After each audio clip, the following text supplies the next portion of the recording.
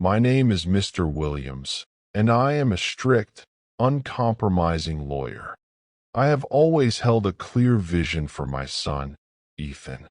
I wanted him to follow in my footsteps, to become a successful lawyer who would respect the law, uphold justice, and live a life of discipline and honor.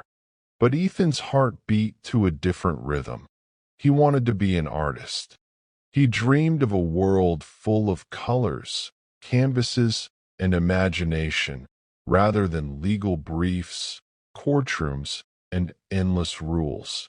Our differences escalated over time. What began as gentle disagreements turned into fiery arguments.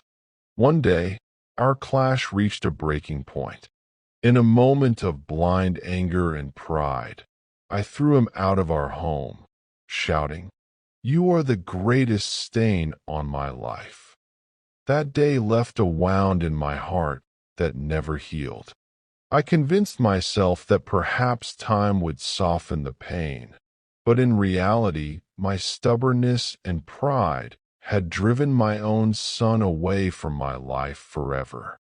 10 years passed, 10 years in which I never asked about his well-being, never wondered where he was or how he survived. Every day, I lived with a gnawing emptiness and the lingering shadow of anger that had consumed me that day. Then, last night, my life was shaken in the most unexpected way. A police officer arrived at my door. In his hands were two items, a charred diary and a filthy, worn-out jacket. Before I could process what I was seeing, he spoke words that made the ground vanish beneath my feet. "Do you know why the stranger gave his life to save yours?" I stared at the objects in his hands, heart pounding, as memories of the recent accident flashed before my eyes. A few days ago, I had been involved in a horrific car accident. My car had flipped over, trapping me inside. Petrol was spilling everywhere, and flames were about to engulf the vehicle. In those terrifying moments, a man appeared, homeless, wearing a tattered and filthy jacket, and without a second thought, he leaped into danger to save me. He pushed me out of the car to safety, and before I could even comprehend what was happening, the car exploded. He was badly burned and rushed to the hospital, but he did not survive. At first, I thought he was some selfless stranger, a man risking his life out of courage or compassion. But when the police handed me the charred diary, I froze. On the very first page was my photograph. My hands shook, and my eyes filled with tears of disbelief and overwhelming guilt.